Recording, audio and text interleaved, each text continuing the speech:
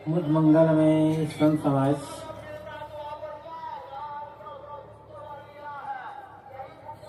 धर्मानुरागी सज्जनों,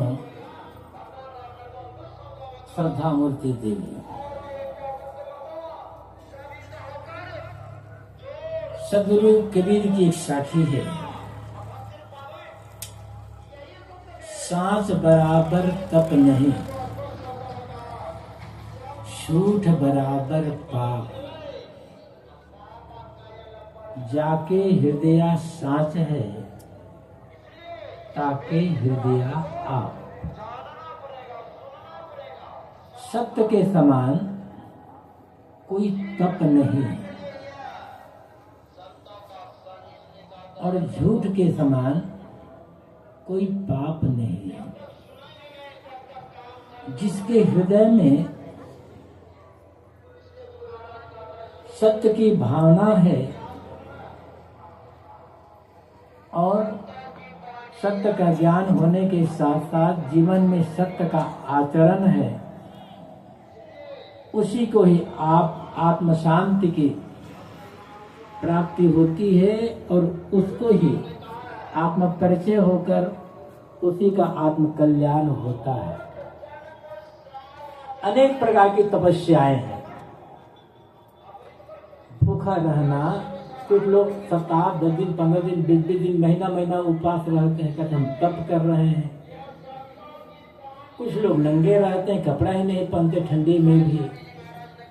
कुछ लोग आजकल ठंडी के दिनों में जब लोग रजाई ओढ़ करके बंद कमरे में सोते रहते हैं, तब वे कमर तक या गर्दन तक पानी में खड़े रहते हैं। गर्मी के दिनों में जब लोग दोपहर के समय कमरा बंद करके कूलर एसी चला करके रहते हैं, छाया में रहते हैं, तब उस समय अनेक लोग खुली धूप में खड़े होकर चारों तरफ आग जला करके पंचाग्नि तापते हैं। कुछ लोग 10 साल 12 साल 14 साल तक खड़े रहते, कभी बैठते ही नहीं हैं। कुछ लोग अपने एक हाथ को ऊपर उठा करके रखते हैं। कुछ लोग जीवन भर के लिए मौन हो जाते हैं। ये अनेक प्रकार की तपस्याएं हैं, किंतु तपस्या नहीं है, काया कष्ट है। शरीर के प्रकार से कष्ट देना है, पीड़ा देना है, और शरीर को पीड़ा देने से कल्याण की प्राप्ति नहीं होगी, भगवत प्राप्ति, आत्म शांति नहीं होगी। गोस्वामी तुलसीदास जी ने कहा है, देह सुखाए पिंजर करे धरे रैन दिन ध्यान, तुलसी मिटे न वासना बिना विचारे ज्ञान। शरीर को सुखा करके पिंजर एकदम ढांचा बना दो हड्डी का, और रात दिन तुम ध्यान भी करते रहो, लेकिन जब तक आत्मज्ञान नहीं होगा और आत्मज्ञान पूर्वक जीवन का आचरण नहीं होगा, तब तक मन की वासना मिटेगी नहीं और कल्याण की प्राप्ति नहीं होगी। तप क्या है? मैं कहा काया करना तप नहीं है, किंतु तप क्या है? धर्म और सत्य के रास्ते पर जितनी भी कठिनाइयां आए, निर्विकार भाव से उन कठिनाइयों को सहन करते हुए सत्य और धर्म के रास्ते पर ही चलते रहना, न डगमगाना, ये तप है। धर्म और सत्य के रास्ते में चलेंगे तो कठिनाइयां आएंगी, प्रतिकूलताएं आएंगी, और थोड़ी कठिनाइयां प्रतिकूलताएं आती है तो लोग घबरा जाते हैं और धर्म और सत्य का रास्ता छोड़ देते हैं। किंतु धर्म और सत्य का रास्ता छोड़ करके आज तक किसी का भी भला नहीं हुआ है, किसी का कल्याण नहीं हुआ है, किसी भी शांति की प्राप्ति नहीं हुई है। एक ही रास्ता है, सत्य और धर्म का रास्ता, और इस रास्ते पर चलाने वाली कठिनाइयों को बिल्कुल सहन करना, निर्विकार भाव से बदला लेने की भावना छोड़ करके सहन करना। दुखी ना होना, पीड़ित ना होना, चिंता विलाप ना करना। हम तो धर्म का काम कर रहे हैं, हमारे जीवन में ये दुख आ गया, वो दुख आ गया, न रोना, ये तप है। और जीवन में चमक इसी से आती है। यहां साहब सदगुरु कबीर कहते हैं, शांत बराबर तप नहीं, सत्य के रास्ते पर चलने के अलावा इसके समान कोई तपस्या नहीं है, और झूठ के समान कोई पाप नहीं है। झूठ बोल करके थोड़ा सा पैसा प्राप्त कर सकते हो, खाने पीने की चीज ले सकते हो, मठ मकान जमीन जायदाद प्राप्त कर सकते हो। झूठ बोल करके पद प्रतिष्ठा ले सकते हो, गद्दी महंती ले सकते हो। लेकिन झूठ बोल करके हम कोई भी अपनी आत्मा को छल के साथ छल करते हैं। और झूठ बोलकर जो अपनी आत्मा के साथ छल कर रहा है, स्वयं को धोखा दे रहा है, वो दुनिया भर का भी सम्राट बन जाए तो फायदा क्या होगा। सबके सब छूट जाए और किंतु सत्य मिल जाए और आत्मा का ज्ञान हो जाए तो घाटा कहाँ है भी। इस बातों में समझने की आवश्यकता है। तो इसलिए न तो खाने पीने चीजों के लिए झूठ बोले, न पहनने ओढ़ने की चीजों के लिए झूठ बोले, न तो घर जमीन जायदाद रुपये पैसे के लिए झूठ बोले, न पद प्रतिष्ठा नेता आदि बनने के लिए झूठ बोले, और न ही गद्दी महंती गुरु आदि बनने के लिए झूठ बोले। झूठ बोलेंगे तो अंत में एक दिन धोखा खाना होगा। और ये झूठ बोलना ही मानो सबसे बड़ा पाप है। झूठ बोलने वाला आदमी कुछ भी कर सकता है, किसी को भी धोखा दे सकता है। इसलिए न तो स्वयं झूठ बोलना है और न ही किसी झूठ बात पर विश्वास करना है। स्वयं सच बोलना है और सत्य के रास्ते पर चलना है। अब सत्य क्या है ये समझने की बात है। सत्य और धर्म एक ही है। ऐसे वाल्मीकि रामायण में कहा गया है, सत्यमेवेश्वरो लोके सत्य धर्मा सदाश्रितः सत्य मूलानि सर्वाणि सत्यम नास्ति परम पदम। इस श्लोक में 4 बातें बताई गई है और चारों बातें अत्यंत महत्वपूर्ण हैं। कहा गया सत्यम एव ईश्वरो लोके, इस लोक में संसार में सत्य ही ईश्वर है। ये राम जी ने कहा है वाल्मीकि रामायण में। लोग कहते हैं कि दशरथ पुत्र राम ईश्वर है, ईश्वर के अवतार है, साक्षात परमात्मा है। और राम वाल्मीकि रामायण में क्या कहते हैं, सत्य ही ईश्वर है। ईश्वर सत्य ऐसा नहीं कहा गया है, कहा गया सत्य ही ईश्वर है। सत्य को छोड़ करके और आपको दूसरा ईश्वर मिलने वाला नहीं है। जो सत्य होगा वो ईश्वर ही होगा, झूठ कभी ईश्वर नहीं हो सकता। इसलिए सत्य पर विश्वास करने की आवश्यकता है। अब कह सकते हैं सत्य पर क्या विश्वास करें, नहीं, सत्य पर भी विश्वास है। बिना विश्वास किए सत्य पर मन टिकेगा नहीं। मन वही टिकता है जहां हमारा विश्वास होता है। हम झूठ बात पर विश्वास कर लिए ना तो उसको पकड़ लेते मजबूती से।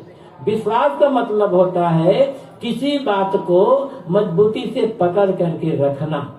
और सत्य पर ही विश्वास नहीं है तो हम सत्य से भटक जाएंगे। अब जैसे कल्पना करो, उदाहरण जो देता हूं कि सत्य पर हमें विश्वास कैसे करना है। आप लोग पता नहीं कहां से बड़ी कठिनाई सहन करके रुपया पैसा खर्च करके इस कुंभ मेले में आए हैं। और कुंभ मेले में अभी इस समय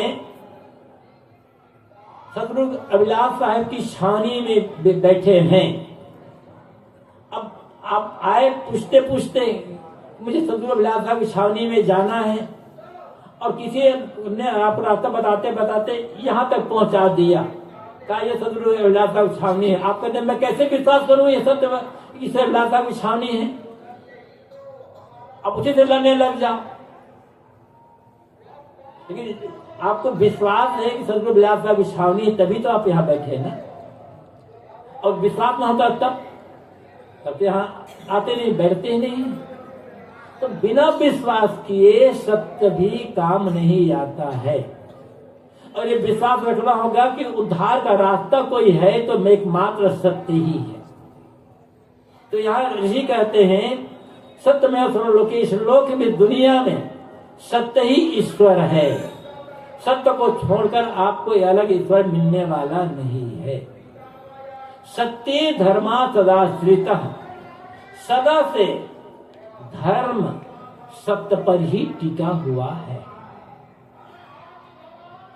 सत्य को छोड़ दो कोई धर्म ही नहीं। जहां झूठ है वहां अधर्म है। अब झूठ किसके लिए बोला जा रहा है? तो किसी के लिए बोला जा रहा है? धर्म के नाम पर झूठ बोला जा रहा है तो वो भी अधर्म है। गुरु के नाम पर बोला जा रहा है वो भी अधर्म है। ईश्वर के नाम पर झूठ बोला जा रहा है तो वह भी अधर्म है। झूठ ही अधर्म है और सच ही धर्म है। और धर्म सत्य पर ही टिका होता है। सत्य हटा दो धर्म टिकेगा कहां से? सत्य मूलानि सर्वाणि, जितने भी शुभ कर्म है, जितने भी पुण्य कर्म है, सदाचार है, सबका मूल क्या है? सत्य। एक सत्य को धारण कर ले, सत्य को समझ ले तो सारे सदाचार अपने आप आ जाएंगे। सत्या नास्ति परम, सत्य से बढ़कर और कोई परम पद नहीं है। अनेक धर्म के क्षेत्र में, अनेक मतों में अनेक लोक की कल्पना की, ये लोक वो लोक, वो लोक ये पद वो पद। लेकिन वाल्मीकि रामायण में राम जी कहते हैं सत्य से बढ़ करके कोई पद नहीं है। वो सत्य क्या है? वो सत्य है आपका होना। सत्य पहले आप सत्य हो। आप न होते तो परमात्मा की, आत्मा की खोज कौन करता? पहले आप है ना। अच्छा ये बताओ, किसी से पूछा जाए, अतः पूछिए ईश्वर है या नहीं है, तो कुछ लोग कहेंगे हाँ ईश्वर तो है। ईश्वर के तो ईश्वर तो है ही। कुछ लोग कहेंगे नहीं नहीं ईश्वर नहीं है। बहुत लोग हैं अलग ईश्वर मानते ही नहीं है। और कुछ लोग कहेंगे भाई हमें पता नहीं भैया, हम कभी ईश्वर सोचे नहीं। ईश्वर है या नहीं है तो 3 उत्तर मिलेगा। कुछ लोग कहेंगे है, कुछ लोग कहेंगे नहीं है, कुछ लोग कहते हमें पता नहीं है। मरने के बाद फिर से जन्म होता है या नहीं होता है? कुछ लोग कहेंगे कि होता है, कुछ लोग कहेंगे नहीं होता, बस मरे खत्म। और कुछ लोग कहेंगे हमें पता नहीं है। स्वर्ग नरक है या नहीं है? कुछ लोग कहेंगे हाँ स्वर्ग नरक तो है, कुछ लोग कहेंगे नहीं है, कुछ लोग कहेंगे पता नहीं है। हर बात में आपको 3 उत्तर मिलेगा। लेकिन किसी से पूछो तुम हो या नहीं हो तो क्या कहेंगे मुझे पता नहीं है, मैं तो हूं ना। कोई कहता है मैं नहीं हूं तो जब आप है नहीं तो कहोगे कैसे? तो सब पर अविश्वास, सब पर अविश्वास किया जा सकता है, सब पर तर्क किया जा सकता है, लेकिन मैं हूं इस बात पर किसी को संदेह नहीं है। और ये आत्मपद, ये जो चेतन पद है, कहते हैं इससे बढ़ करके कोई और पद नहीं है। अब हमें सत्य को समझना कैसे? सत्य है जीवन में सत्य की प्रतिष्ठा कैसे होगी, सत्य का आचरण, सत्य का पालन कैसे होगा। कह तो दिए कि 7 बराबर तप नहीं। तो जीवन में सत्य का आचरण, हम सत्य के रास्ते पर चलते हैं, हमें सत्य है हमारे पास, इसकी कसौटी क्या है? कैसे जाने कि हम सत्य के रास्ते पर चलते, हम सत्य को मानते हैं? 4 प्रकार समझो, 4 प्रकार से। पहले सत्य का ज्ञान होना चाहिए, फिर भावना में सत्य होना चाहिए, फिर तीसरे आचरण में सत्य हो, और चौथा है वाणी में सत्य हो। पहला है सत्य का ज्ञान, और सत्य क्या है? सत्य वह है जो तीनों काल में रहता है, जिसका अपलाप नहीं होता, जिसका नाश नहीं होता, वो सत्य है। जड़ और चेतन ये दो तत्व माने जाते हैं और दोनों सत्य है अपने अपनी जगह पर। लेकिन सत्य ज्ञान चाहिए हमें। सही ज्ञान क्या है? ज्ञान तो बहुत है, अपार ज्ञान है, सीमातीत ज्ञान है, लेकिन सही ज्ञान कौन ज्ञान है? हर आदमी कह रहा है मेरा ज्ञान सही है, जो मैं कह रहा हूं वो बात सच है, लेकिन सही ज्ञान क्या है? जिस ज्ञान में भ्रम न हो,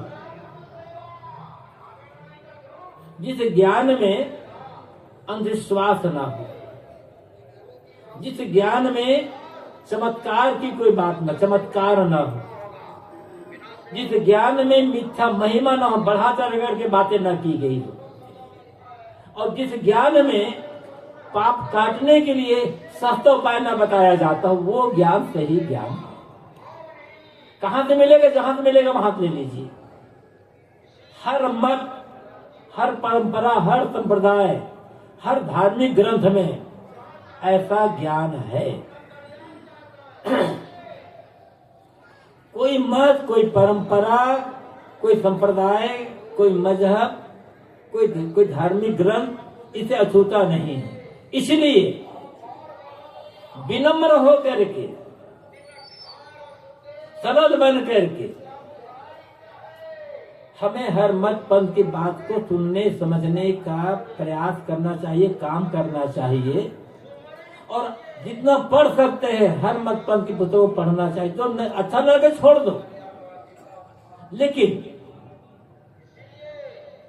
आप ये मानोगे यदि कि ऐसा करेंगे, ये नाम जपेंगे, ये पूजा करेंगे, ऐसा कर्मकांड करेंगे तो हमारे पाप कट जाएंगे, तो ये झूठ है। नाम जपो, पूजा करो, पूजा जिसकी पूजा करो तो पूजा करो, उसके लिए मना ही नहीं है, किंतु नाम जपना, पूजा करना मन की शांति के लिए हो, जीवन सुधार के लिए हो। पाप करते ही क्यों? यदि पाप से बचना चाहते, पाप का फल नहीं चाहते, तो पाप करो ही मत। नहाने मात्र से, नाम जपने मात्र से, पूजा करने मात्र से पाप नहीं कटेगा, ये झूठ है कि अमुक जगह नहाओगे, अमुक नाम जपोगे, अमुक पूजा करोगे तो पाप कट जाएगा। अरे नाम जपते जपते, नहाते नहाते, पूजा करते करते 50 साल 70 80 साल की उम्र हो गई, तंबाकू नहीं छोड़ पाए हो, कहां से पाप छूट रहा है आपका? गुस्सा करना नहीं छोड़ पा रहे हो, लोभ करना नहीं छोड़ रहे हो, मिलावटी सामान बेचना नहीं छोड़ पा रहे हो, झूठ बोलना नहीं छोड़ पा रहे हो, लड़ाई झगड़ा करना नहीं छोड़ पा रहे हो, कहाँ पाप? यह तो पाप है ना, झूठ बोलना, धोखा देना, मिलावटी सामान बेचना, लड़ाई झगड़ा करना, गुस्सा करना, लोभ करना, यह तो पाप है। हाँ, यदि आप गंगा में ही नहा लो, हमें इसे गंगा की गोद में बैठे हुए हैं, गंगा में डुबकी लगाओ। डुबकी लगाना गलत नहीं है, जिनको अवसर हो और जो चाहे अवसर लगाए, गंगा में डुबकी लगाओ और आपका क्रोध मिट जाए तो समझ लेना हाँ मेरा पाप कट गया। गंगा में डुबकी लगाओ और डुबकी लगाने के बाद झूठ बोलना छूट गया तो समझ लो आपका पाप कट गया।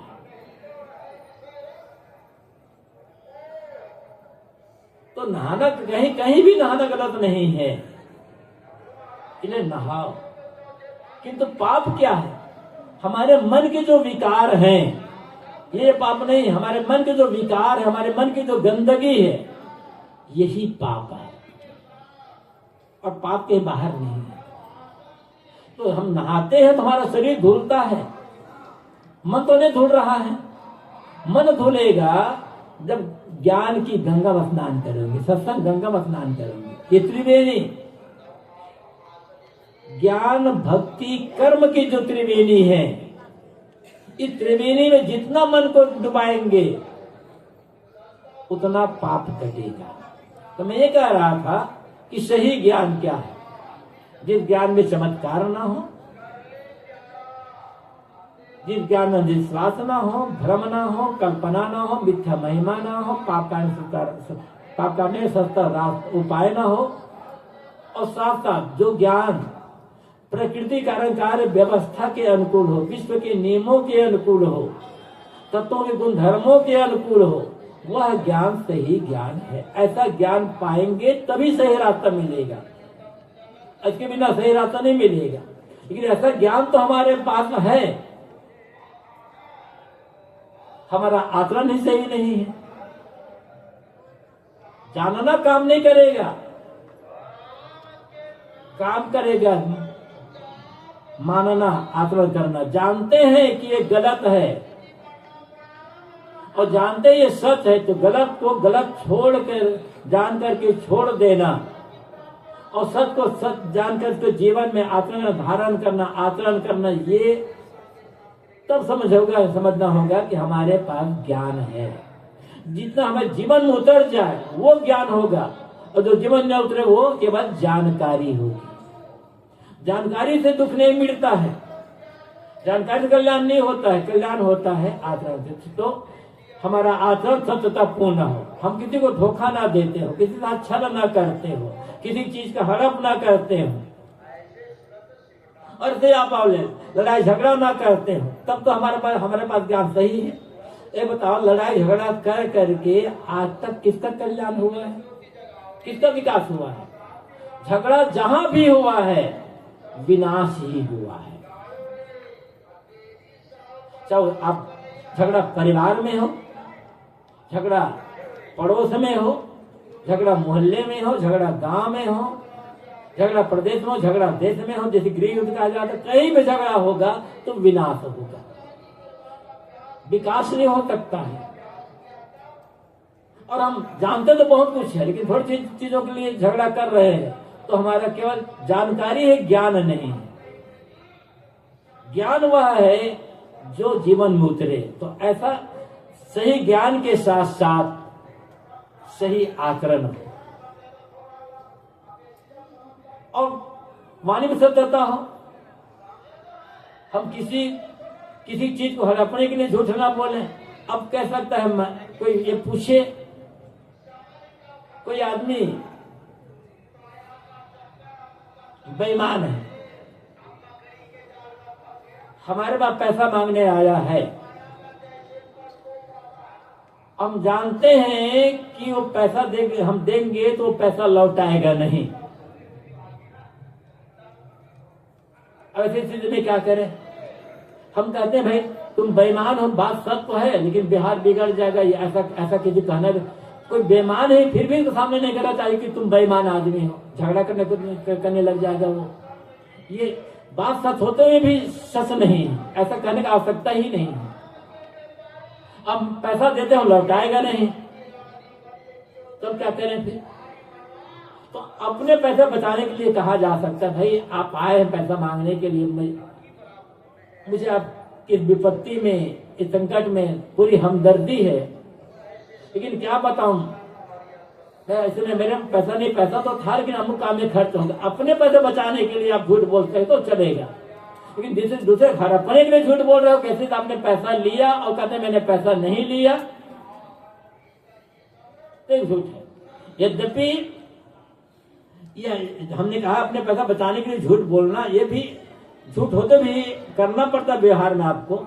जब उस ऊंचाई तक पहुंच जाए, जब लगे चलो पैसा लौटाए और न लौटाए मुझे कोई फर्क नहीं पड़ेगा, तब आप पैसा दे सकते हो। इस स्थिति में हो तब, लेकिन इस स्थिति में नहीं है कि पैसा नहीं लौटाएगा आपको फर्क पड़ेगा, तो अपना पैसा बचाने के लिए आप झूठ बोल सकते हो वहां पर। लेकिन मैंने कहा किसी चीज को हड़पने, किसी पैसा हड़पने के लिए झूठ नहीं बोल, पैसा लिया कहते मैंने नहीं लिया, ये झूठ गलत है। अब किसी की जान बच रही झूठ बोल करके, लोग प्रश्न करते हैं, यदि झूठ बोल करके किसी की जान बचाई जा सकती है तो झूठ बोल दो, क्योंकि वहां जान बचाना है किसी निरपराध आदमी की जान को बचाना है हमको। तो जिसमें किसी का भला हो रहा हो, किसी का हित, किसी जान बच रही है, उस झूठ को झूठ नहीं कहा जा सकता। जो साधु महात्मा है उसको भी ऐसा ऐसा झूठ बोलने का अवसर आना, उसको झूठ बोलना आना चाहिए, क्योंकि किसी की जान की, किसी जीवन की रक्षा हो रही है ना। जीवन रक्षा तो सबसे बड़ा धर्म है। किसी के जीवन को मार देना ये धर्म नहीं है, अधर्म है। सबसे बड़ा धर्म जीवन रक्षा, अहिंसा कहा गया है ना। यदि हमारे सच बोलने से किसी की जान जा रही है तो सच बोलना हिंसा है, ये पाप है। अहिंसा नहीं यहाँ पर, अहिंसा छोड़कर हम सच बोल रहे हैं वहां पर, क्योंकि हम चोट पहुंचाने की भावना है। तो सही ज्ञान हो, सही आचरण, सही मानिए और हमारी भावना सच। हम सब तो बोल रहे हैं लेकिन उस सच बोलने में किसी का नुकसान हो रहा है, भावना हमारी सही नहीं है। भावना सच बोलते हुए किसी को दुख देने का भाव हो तो ये गलत है। तो इस प्रकार से जब सही ज्ञान, सही आचरण, सही भावना और सही वाणी, ये चारों जब जीवन में हो जाएंगे तब हम सच को समझ सकते हैं। लोग ये कहते हैं कि सच बोलने में बड़ी कठिनाई है, क्या झूठ में कठिनाई नहीं है? और कौन सा ऐसा कठिन काम है जिसे आप कठिन जानकर छोड़ देते हो? खेती करने में कठिनाई है, नौकरी करने में कठिनाई है, दुकान करने में कठिनाई है, हर बात में कठिनाई है। हाँ, यदि सच बोलते ही किसी को 1000-2000 रुपए मिल जाता तो झूठ कौन बोलता?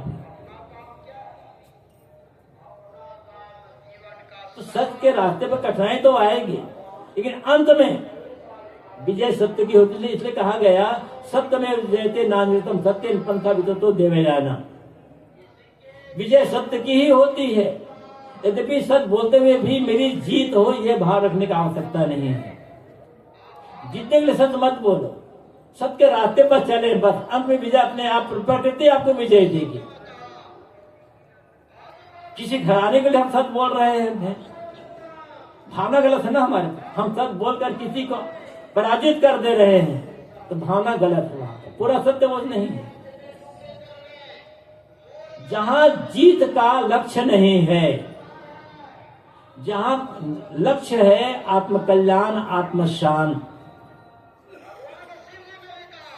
तब सत्य होगा।